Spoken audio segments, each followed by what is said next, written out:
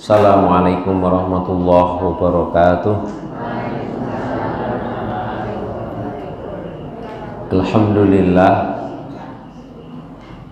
assalatu wassalamu ala rasulillah wa ala alihi wa ashabihi wa mawala. Asyhadu an la ilaha illallah wahdahu la syarikalah wa asyhadu anna Muhammadan abduhu wa rasuluhu la nabiyya ba'dah. Amma ba'du. Bapak Ibu jamaah yang berbahagia, puji syukur alhamdulillah pada kesempatan malam hari ini Allah pertemukan kembali di majelis yang sangat-sangat mulia ini, yang malam hari ini perdana bagi kami setelah kita libur memasuki bulan Ramadan, kemudian masuk bulan Syawal, dan hampir Syawal ini sudah habis.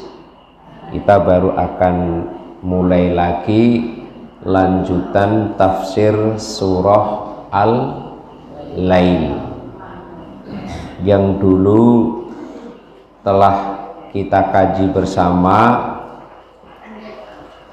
Surah Al-Lail sampai ayat ke-12, Inna alaina lal huda. Insyaallah malam hari ini akan kita lanjutkan ke ayat yang ke-13. Tapi sebelumnya, sebagaimana biasa, kita awali tilawah terlebih dahulu untuk menambah nilai kebaikan bagi kita bersama dalam kajian ini. Monggo semuanya dibuka surah Al-Lail, kita tilawah tadarus terlebih dahulu dari ayat 1 sampai ayat terakhir, yaitu ayat 21. A'udzu billahi minasy syaithanir rajim.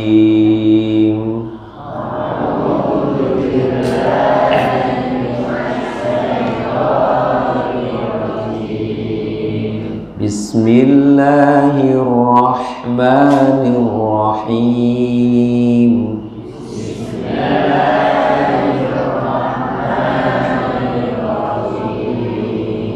Wal-laili idza yaghsha.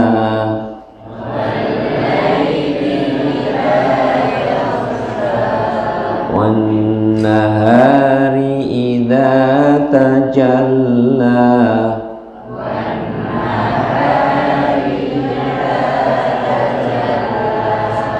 Wa ma khalaqadz dzakara wal untha.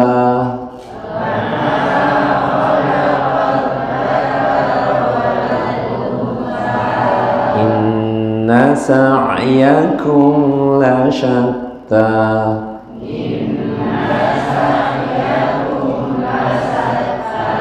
Fa amma man a'ta wattaqa.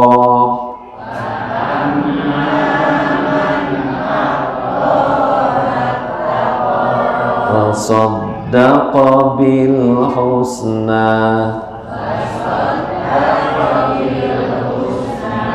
Fasanuyassiruhu lil yusra.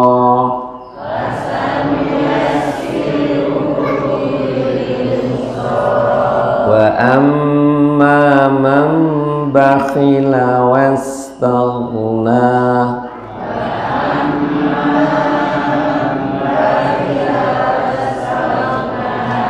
Wa kadzdzaba bil husna. fasanuyassiruhu lil usra.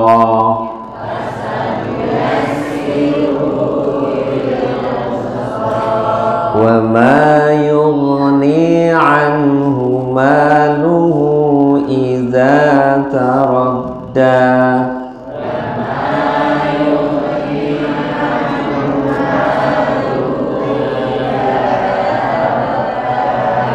Inna alaina lal huda.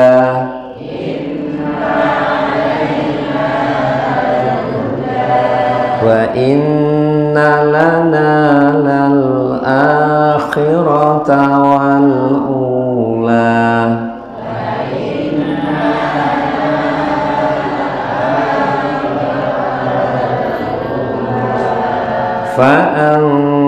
فأنذرتكم نارا تلظى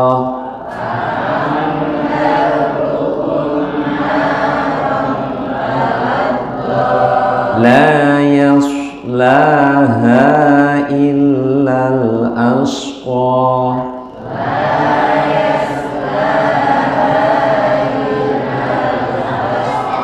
الذي كذب وتولى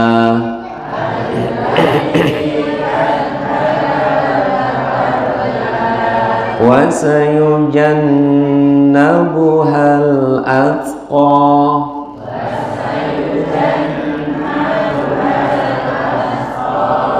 الذي يؤتي ماله يتزكى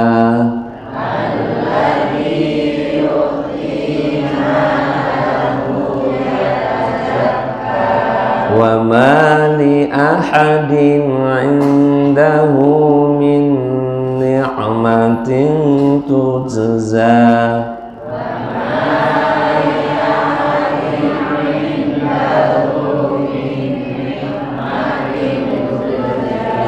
إلا ابتغاء وجه ربه الأعلى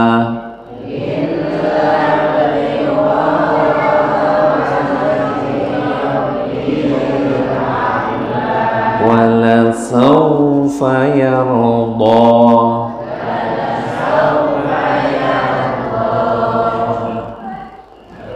Alhamdulillah, tilawah sampun kita laksanakan.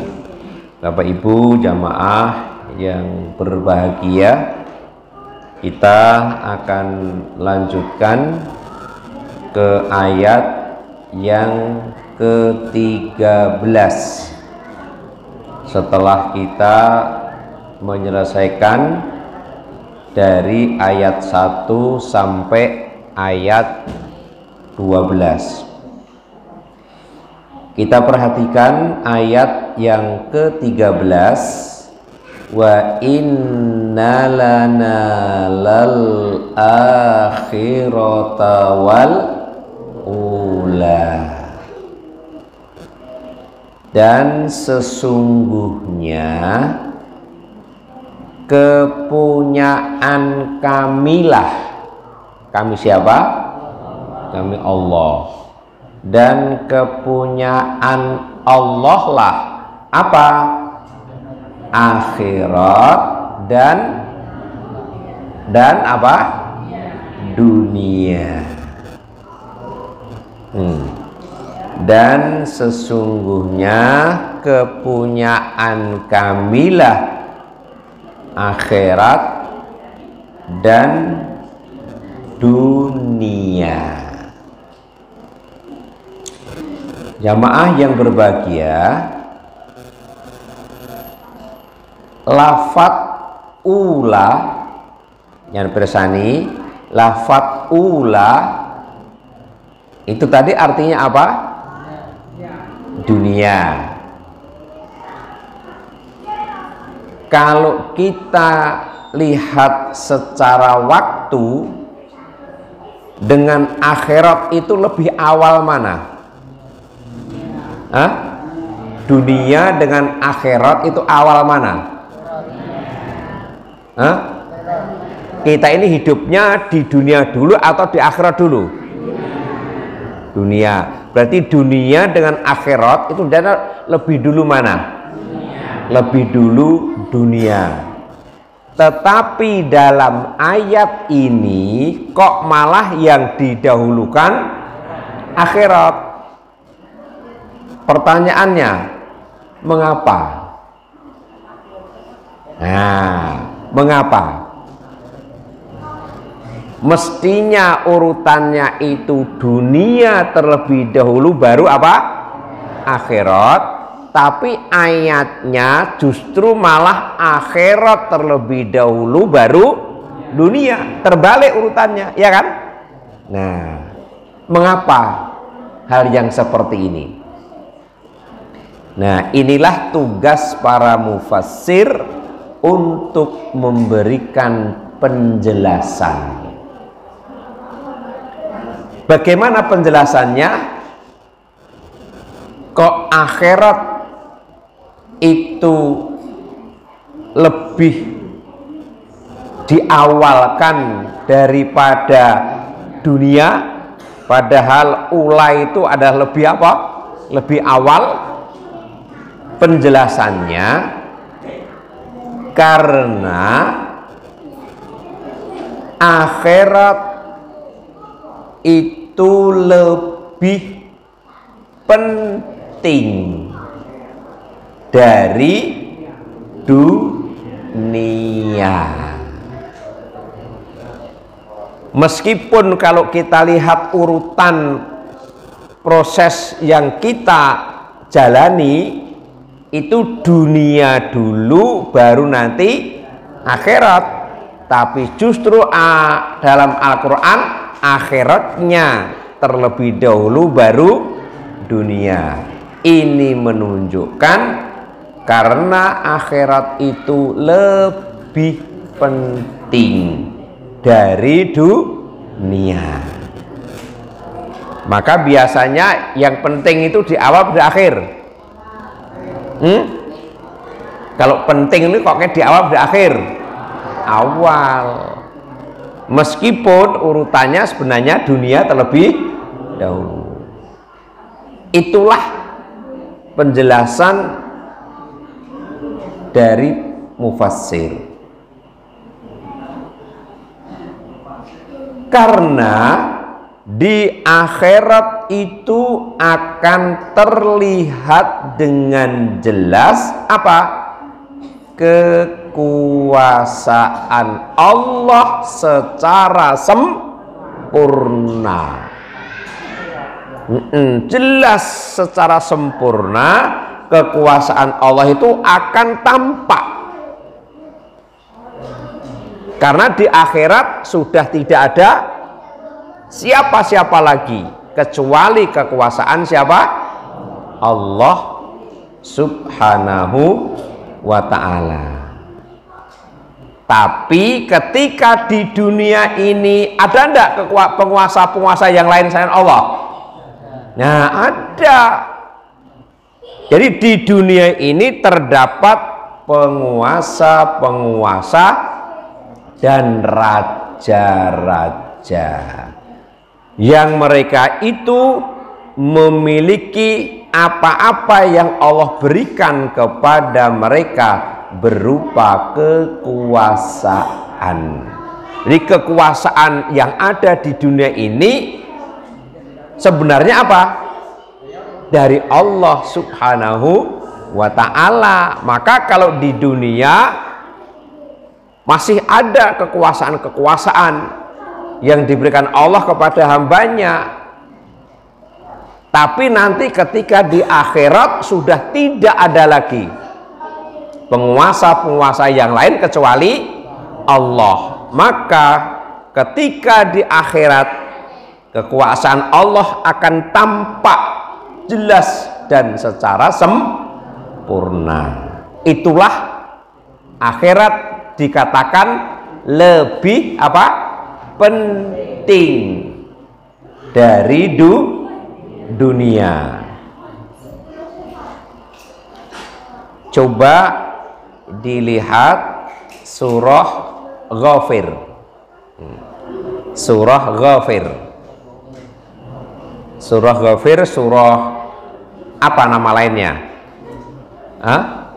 Ibu-ibu, mungkin nanti dalam Al-Qur'annya bukan tertulis Ghafir, tapi mungkin dengan nama yang lain. Apa? Selain Ghafir disebut juga surat apa? Hah? Mukmin. Mungkin di Quran situ tidak Ghafir tapi mukmin. Ada mukmin, ada mukminun. Ghafir itu mukmin. Ayat 17. Coba dilihat. Di Quran pendengar Ghafir atau mukmin? Mukmin. Ayat 17.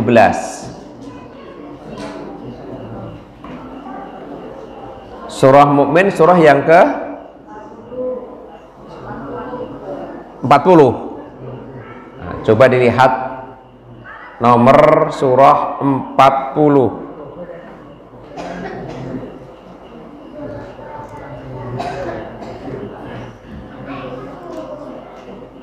Dikatakan bahwa nanti di akhirat itu adalah kekuasaan Allah. Limanil mulkul yauma, terus lillahil wahidil qahhar.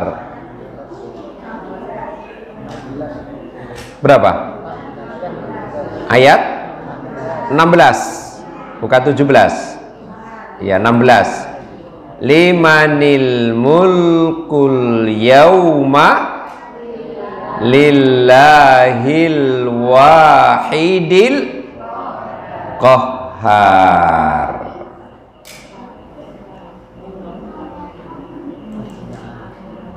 Kepunyaan siapakah kerajaan pada hari ini? Nah, Allah tanyakan, kepunyaan siapakah kerajaan pada hari ini? Hari ini hari apa? Hari kiamat, besok hari akhir. Nah, pertanyaan itu Allah jawab, kepunyaan Allah yang Maha Esa lagi Maha apa? Mengalahkan. Nah, tidak ada orang yang berkuasa nanti dari kiamat, hanya kekuasaan tunggal. Siapa? Allah subhanahu wa ta'ala. Tidak ada yang mengalahkan. Tapi ketika di mana ini? Di dunia ada penguasa-penguasa selain Allah karena di dunia. Nah, terkadang itu malah mengalahkan Allah. Terkadang orang berpikir akan lebih takut terhadap kekuasaan yang ada di dunia dibanding nanti kekuasaan di akhirat. Tapi ketika di akhirat sudah tidak akan ada lagi yang berkuasa, akan tampak sempurna tentang kekuasaan Allah subhanahu wa ta'ala. Maka itulah kenapa akhirat diletakkan di awal sebelum dunia, yaitu al-ula. Jamaah yang berbahagia, dalam ayat ini wa inna lanal akhirata wal ula, ada dua penafsiran. Ada dua penafsiran.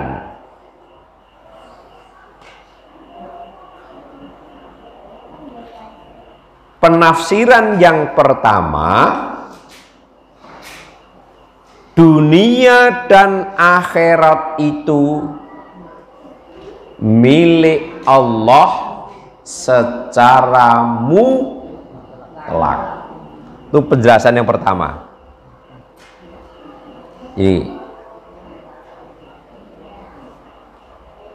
wa inna lana lal akhirata wal ula, itu penafsiran pertama, dunia dan akhirat itu milik Allah secara mutlak.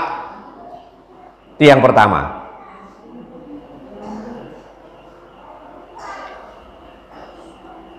Kemudian penafsiran yang kedua adalah balasan di dunia dan akhirat hanya Allah lah yang memberikannya. Apa? Balasan di dunia dan akhirat hanya Allah yang memberikannya. Nah, dua penafsiran inilah yang akan kita pelajari penjelasannya pada malam hari ini.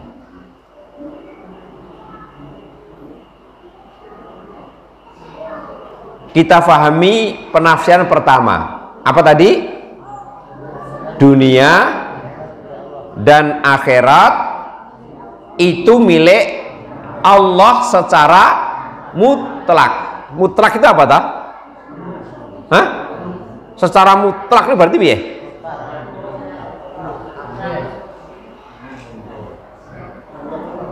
Piye? Mutlak. Berarti tidak akan ada lagi yang lain selain Allah. Dan sampai saat ini memang tidak ada orang yang berani mengatakan bahwa dunia adalah miliknya, akhirat adalah miliknya. Nggak ada. Karena memang dunia dan akhirat itu miliknya Allah secara mutlak yang tidak bisa dimiliki oleh yang lainnya. Hal ini merujuk iya apa? Ya? Merujuk.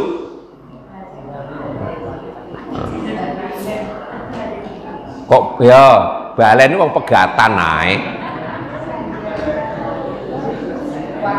Iya. Jadi merujuk pada surah Al-An'am. Merujuk pada surah Al-An'am yang mengatakan bahwa dunia dan akhirat itu adalah milik Allah secara mutlak. Surah Al-An'am surah yang ke berapa, Bu? Ngantuk? Ya.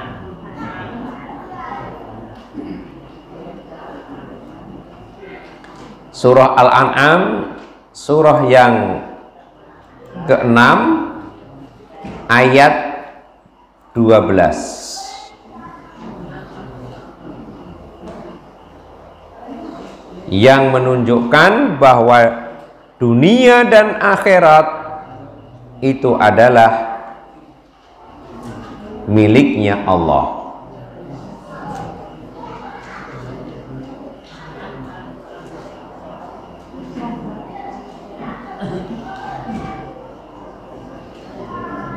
Qul liman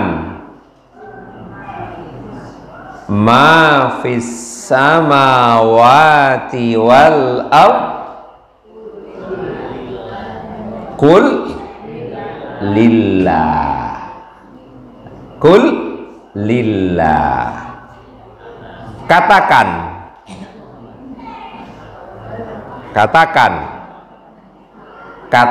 berarti perintah. Ada yang memerintah, ada yang diperintah. Siapa yang perintah? Allah. Siapa yang diperintah?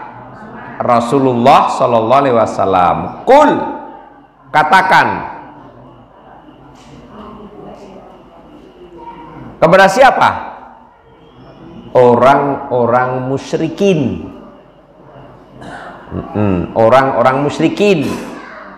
Katakan wahai Muhammad, misalkan begitu Rasulullah SAW kepada orang-orang musyrikin. Bagaimana? Liman ma fis samawati wal ard, kepunyaan siapakah atau milik siapakah? Apa saja yang ada di langit dan apa saja yang ada di bumi, milik siapa itu? Tanya kepada orang-orang musyrikin, milik siapa? Apa saja yang ada di langit dan di bumi? Qulillah, katakanlah bahwa semua itu adalah kepunyaan Allah. Semua adalah milik Allah. Secara mutlak. Tidak ada selain Allah yang memiliki dunia, memiliki akhirat. Semua adalah haknya Allah Subhanahu wa ta'ala. Berarti manusia itu apa sebenarnya? Miskin. Tidak miliki apa-apa. Tidak miliki apa-apa.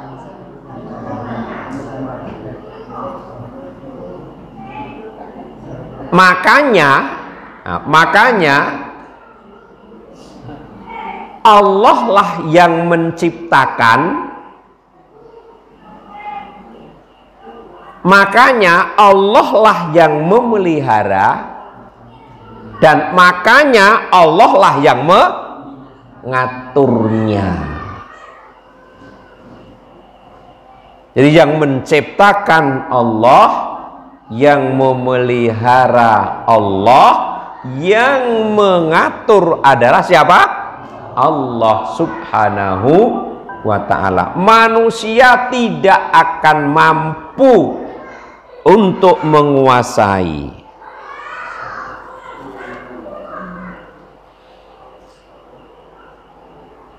Orang ditanya siapa yang menciptakan langit bumi, menciptakan dunia, jawabnya apa? Ya Allah.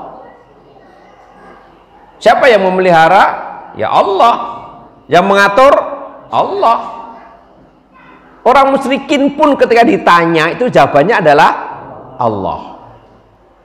Orang musyrikin itu kan hanya dia beribadahnya tidak kepada Allah, atau beribadah kepada Allah tapi disampingi dengan yang lainnya. Secara rububiyah tentang Allah menciptakan, Allah memelihara, Allah mengatur, itu mereka meyakini. Mereka meyakini.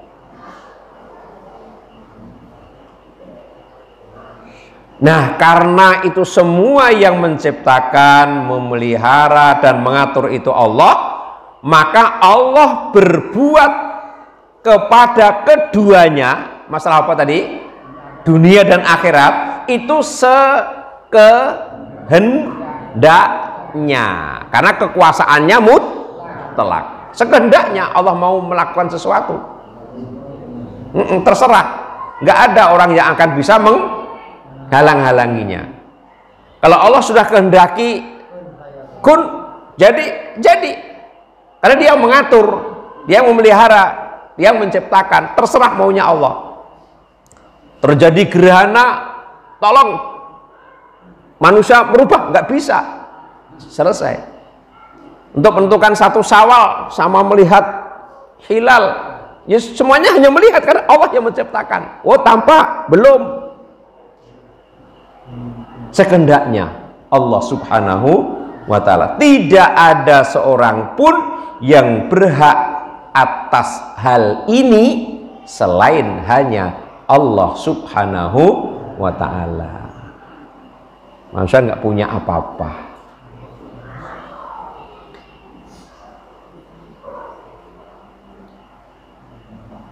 Nah, karena dunia dan akhirat itu miliknya Allah, maka barang siapa yang ingin mencari keduanya, mencari apa?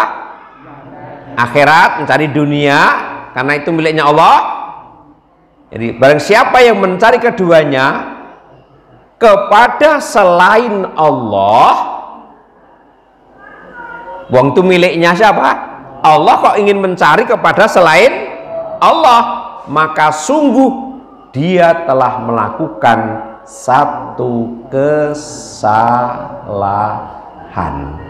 Karena dunia miliknya Allah, kalau ingin mencari dunia ya mestinya kepada Allah. Akhirat adalah miliknya Allah, kalau ingin mencari akhirat ya hanya kepada Allah subhanahu wa ta'ala. Terkadang sebagian manusia ada yang uber-uber pengen mencari urusan dunia tapi tidak kepada Allah, padahal miliknya Allah. Nek miliknya Allah ya kepada Allah, kan begitu. Salah alamat. Kalau miliknya Allah kok kita mencarinya kepada selain Allah, salah alamat. Maka dikatakan itu bentuk kesalahan, dia melakukan satu kesalahan. Mengapa harus kepada Allah? Karena tidak ada sesuatu pun yang bersekutu dengan Allah pada keduanya. Ya, tidak ada sekutu. Apa? Sekutu itu apa toh?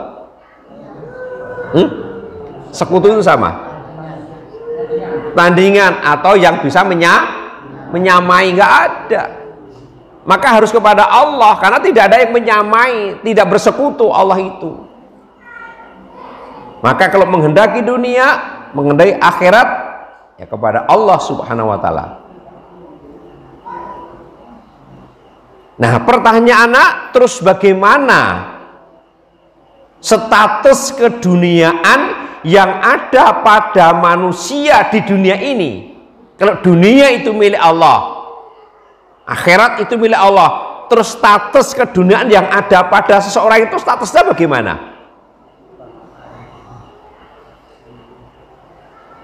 Apa yang ada pada manusia itu statusnya bagaimana kalau semuanya milik Allah?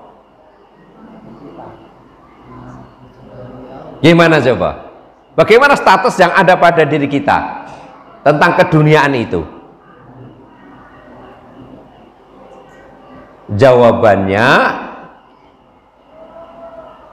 hal itu sebagai cobaan dan ujian bagi manusia itu sendiri. Jadi dunia yang ada pada diri seseorang itu statusnya sebagai cobaan dan ujian. Yang namanya dicoba, namanya diuji. Yang akan dilihat apanya? Lulus atau tidak nanti. Lulus atau tidak namanya diuji, dicoba. Lulus enggak nanti?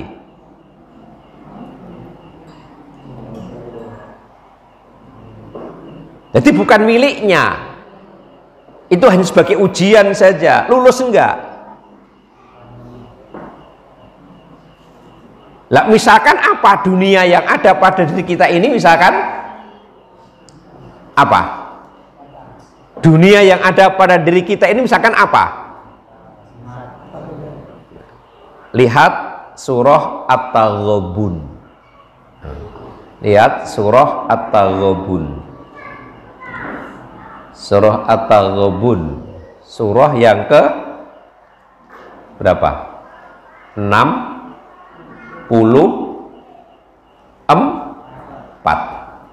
Surah At-Taghabun, surah yang ke-64,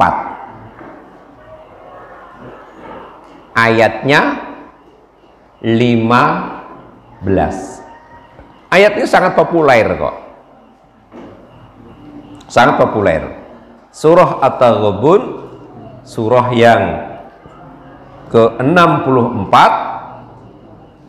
ayatnya 15. Innama amwalukum wa auladukum fitnah. Kata siapa ini? Allah. Kata Allah. Jadi kalau dunia itu miliknya Allah secara mutlak, terus bagaimana status dunia yang ada pada diri manusia itu? Itu hanya sebagai fitnah. Apa fitnah? Kita lihat di situ, innama, sesungguhnya, amwal, apa amwal? Harta. Harta itu urusan apa? Dunia. Sesungguhnya amwal, harta, kamu. Jadi, seseorang itu memegang harta, seseorang menyimpan harta. Wa auladukum, apa aulad? Anak. Anak itu urusan dunia. Allah katakan, jadi hartamu terus anakmu, kata Allah, itu sebagai fitnah. Apa fitnah? Cobaan atau ujian. Itu statusnya. Pada dasarnya harta itu milik Allah, anak itu milik Allah. Lah kok ada pada kita? Itu untuk menguji kamu. Untuk menguji. Maksudnya bagaimana? Kok harta dan anak itu sebagai ujian? Apa penjelasannya? Penjelasannya yaitu dengan harta, dengan anak, karena harta, karena apa? Anak itu akan mendorong seseorang. Nah ini, jadi dengan anak, dengan harta itu akan bisa mendorong seseorang untuk mencari nafkah dengan cara yang haram dan enggan untuk menunaikan kewajiban dari Allah Subhanahu wa ta'ala.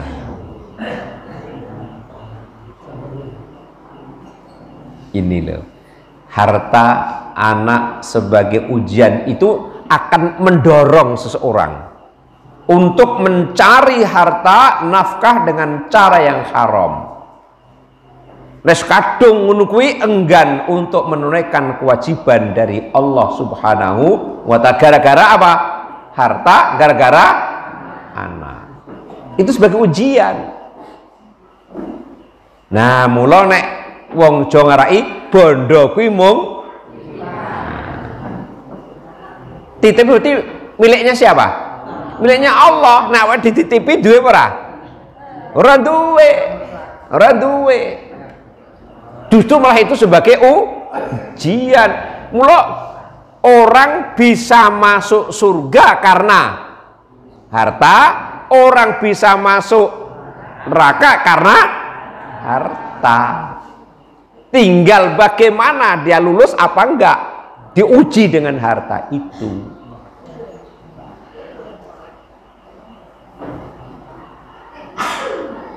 Karena hakikatnya adalah milik Allah. Maka bagi seorang mukmin itu lebih mengutamakan Allah Subhanahu wa ta'ala.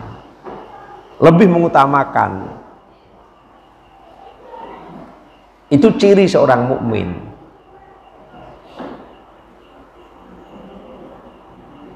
Coba Nabi Allah Ibrahim alaihi salam punya anak. Kemudian perintah Allah untuk apa? Menyembelih. Nah, akan diuji. Namanya diuji itu akan dilihat lulus atau tidak. Ayo Ibrahim, anakmu beleh. Piye coba? Akhirnya dia pertimbangkan, menang Allah apa menang anak? Piye? Bleh ora, bleh ora, bleh ora. Piye coba? Ayo. Ujian.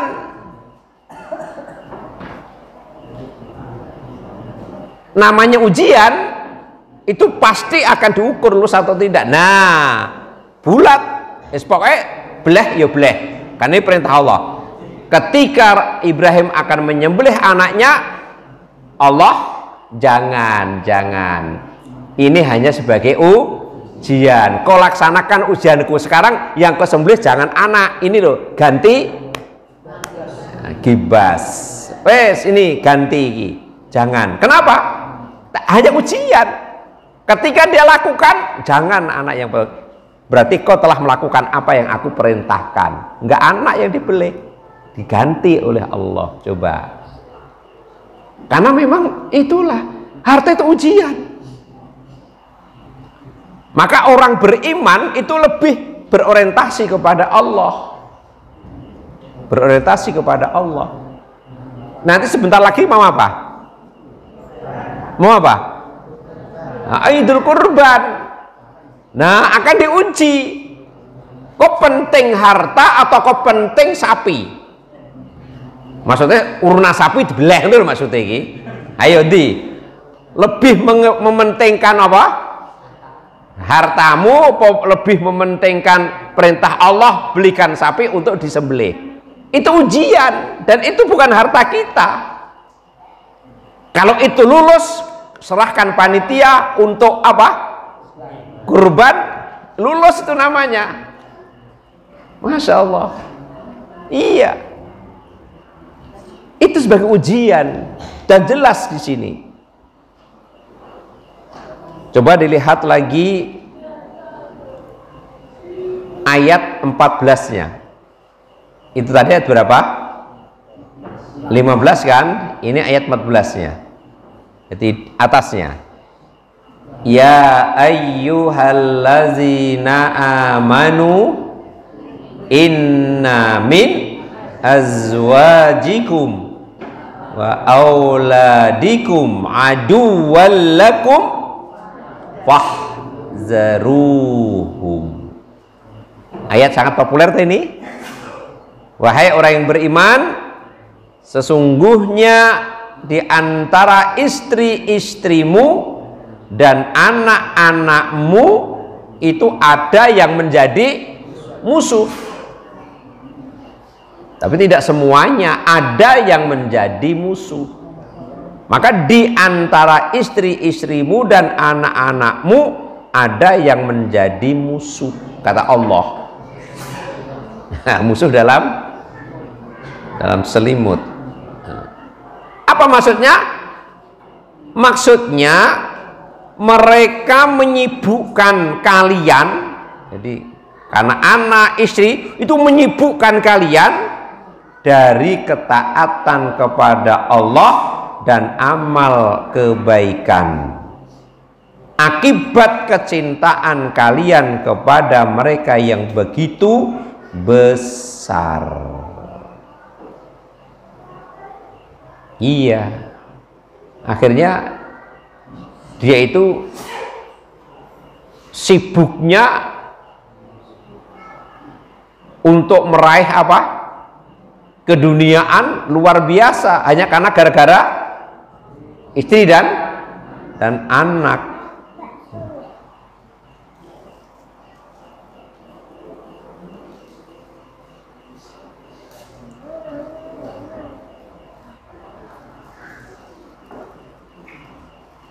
Karena dunia itu adalah sebagai ujian, maka bagaimana manusia itu memanfaatkannya dengan baik tanpa ada pelanggaran-pelanggaran syariat. Jadi intinya manusia itu untuk memanfaatkan apa? Keduniaan yang ada pada dirinya itu.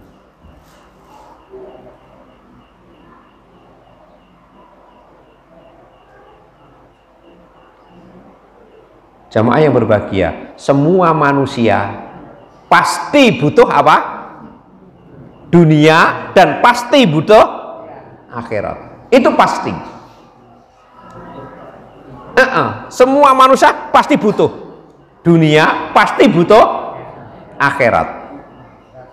Kita hidup di dunia butuh dunia, kita akan ke akhirat berarti butuh dan pasti.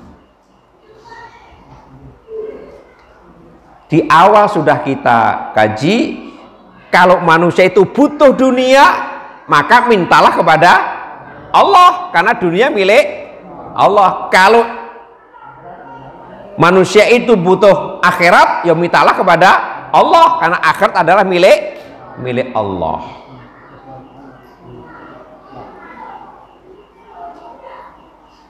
Tentunya dalam meraih keduniaan dan akhirat mengikuti aturan-aturan yang telah digariskan siapa? Allah, karena semuanya adalah milik Allah.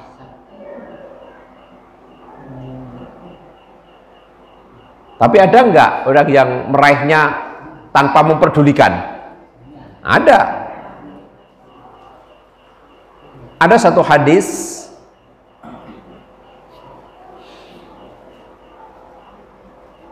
yang sahih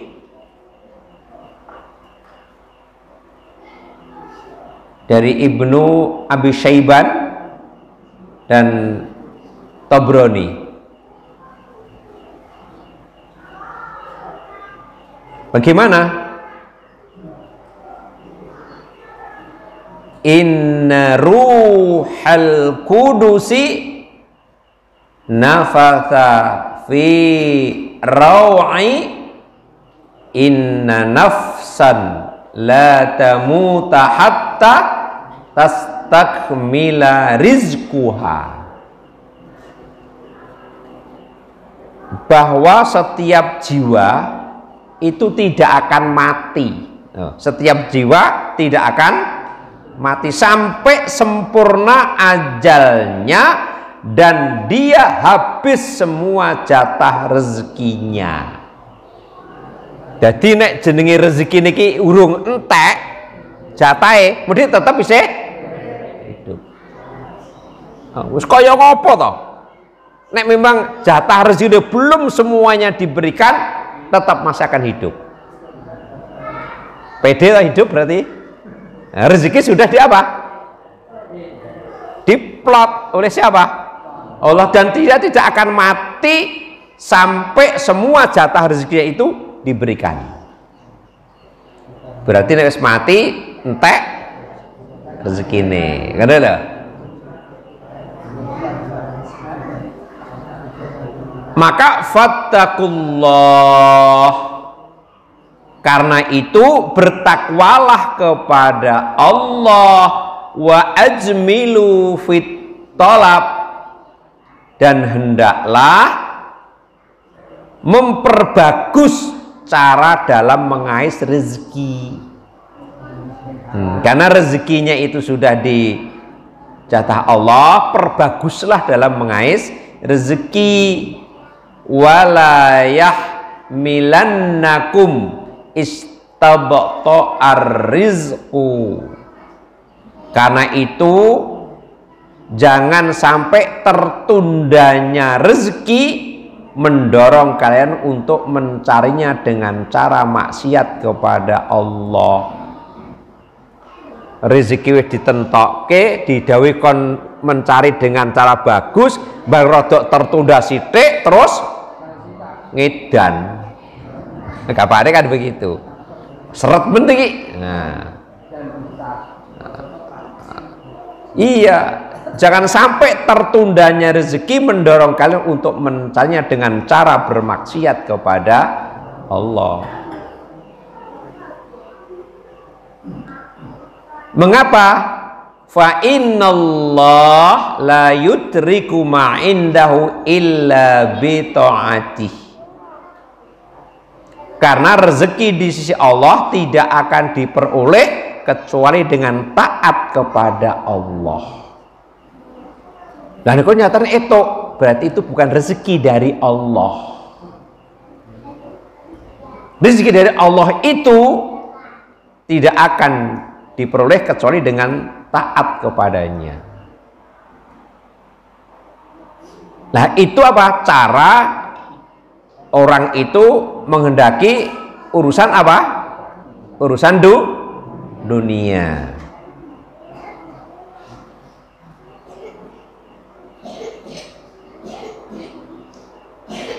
Dari Abu Hurairah radhiyallahu anhu bahwa Rasulullah sallallahu alaihi wasallam la ya'tiyanna 'alan nas zamanun la yubalil mar'u bima akhadal mala amin halalin amin haramin.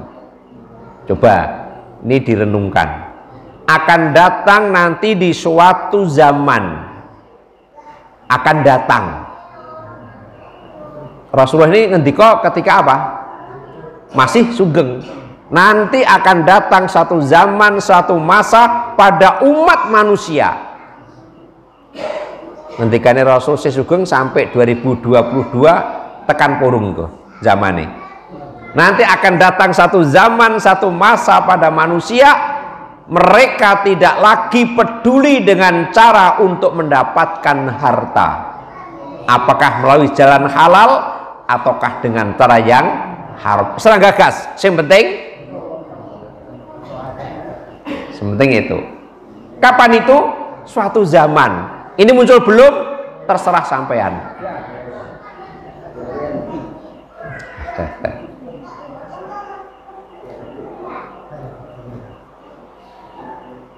Nah, surah Al-Maidah udah 1 jam lebih 5 menit. Surah Al-Maidah. Surah Al-Maidah surah yang keberapa? 5.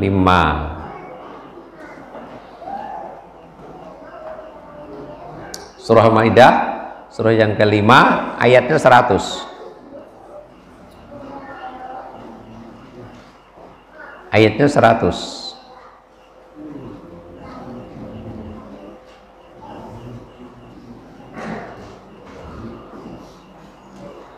Qul la yas tawil khabithu wat tayyibu, terus walau a'jabaka kathratul khabith fattaqullah ya ulil albab, terus la'allakum tuflihun. Katakanlah tidak sama antara khabith dan thayyib. Apa itu? Buruk dan baik, enggak sama. Buruk dan baik kata Allah itu enggak sama.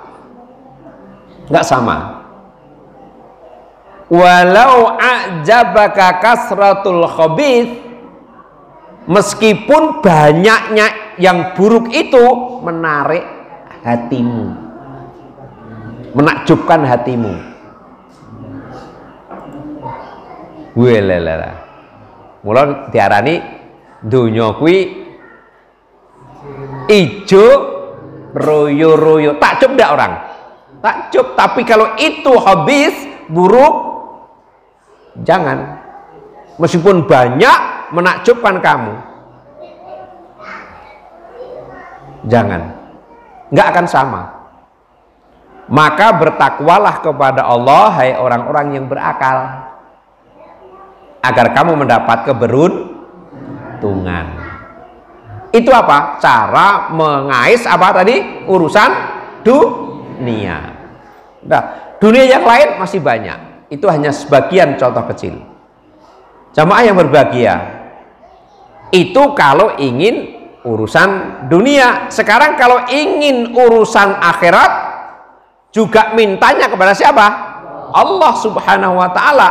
Misalkan apa urusan akhirat itu? Surga, terus pahala, terus ridho Allah. Itu yang mintanya kepada Allah. Caranya bagaimana? Caranya harus melakukan satu amalan yang mengikuti ketentuan-ketentuan Allah. Itu nanti Allah akan berikan akhirat dengan baik juga. Buka surah An-Nahl. Nah, cara untuk meraih akhirat pun juga Allah telah berikan satu rambu-rambu, satu batasan. Surah An-Nahl.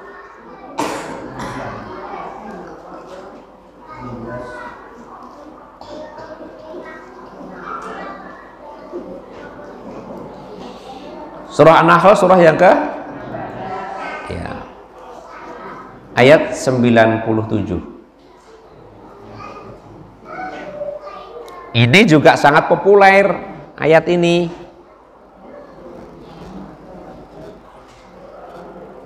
Ini sangat populer.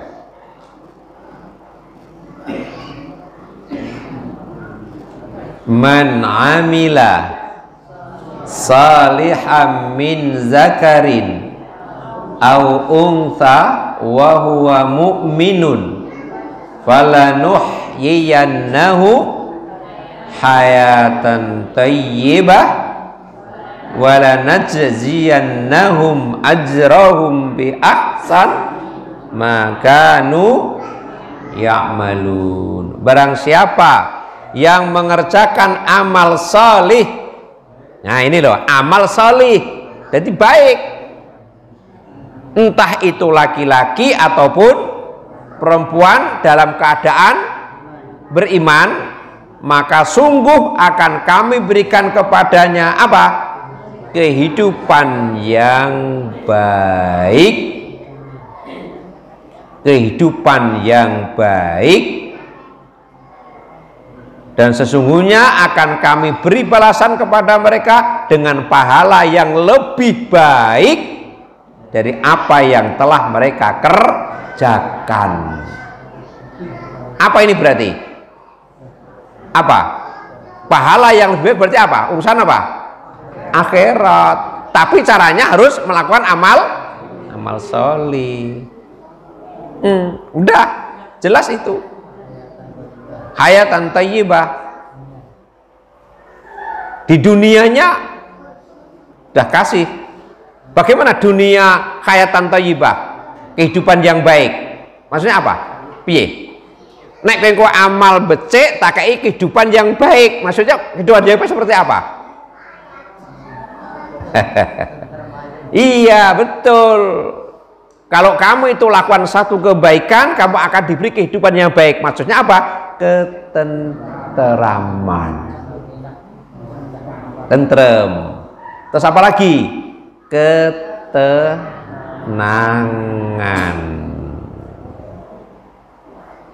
Wes nyaman.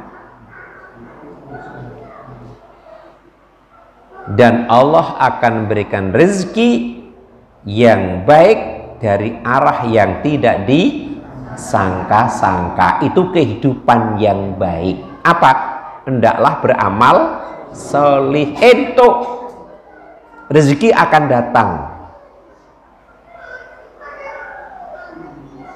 Lah kalau pahala yang baik apa sih maksudnya? Adalah surga. Di akhirat surga. Dari apa? Dari beramal yang sholih tadi. Ikuti ketentuan Allah. Nggak ketentuan Allah, ya nggak akan nyampe kepada akhirat. Yang terakhir Bapak Ibu, tafsir yang kedua tadi apa? Yang pertama tadi apa? Bahwa dunia akhirat milik Allah secara mutlak. Yang kedua tadi apa? Balasan di dunia dan akhirat hanya Allah yang akan memberikannya. Yang akan memberikan balasan dunia akhirat Allah. Nggak ada orang lain yang akan bisa memberikan balasan. Pada surah Al-Ankabut sebagai penutup. Surah Al-Ankabut. Surah Al-Ankabut.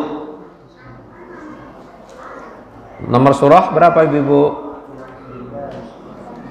2? Wah, buri ngantuk kabeh ya. Ayat 27 Al-Ankabut ayat 27.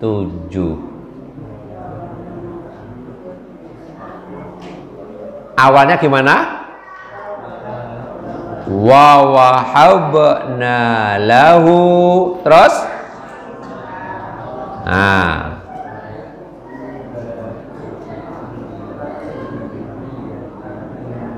Ishaqa, terus wa Yaquba, terus dzurriyyatihin nubuwah wal kitab, terus wa atainahu ajrahu fid dunya, terus wa innahu fil akhirah laminas salihin. Nah niki stressingnya niku, wa atainahu ajrahu, dan kami akan berikan kepadanya ajrahu. Apa ajrah? Balasan. Fid dunya, di mana? Dunia. Wa innahu fil akhirah, dan juga di mana? Di akhirat. Laminas salihin, bagi orang-orang yang solih. Berarti balasan dunia, balasan akhirat itu adalah Allah yang memberikannya. Berdasarkan tafsir dari surah Lail ayat berapa tadi? 13.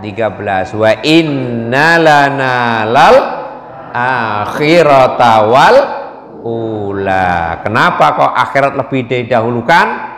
Kemudian ada dua penafsir dari ayat ini telah kita kaji pada malam hari ini. Insya Allah yang akan datang akan kita sambung ke ayat yang ke-14. Fa anzartukum narang talazza. Mudah-mudahan kita akan senantiasa bisa dipertemukan oleh Allah Subhanahu wa taala di majelis yang sudah kita sepakati ini. Subhanakallahumma wa bihamdika asyhadu an la ilaha illa anta astaghfiruka wa atubu ilaik. Assalamualaikum warahmatullahi wabarakatuh.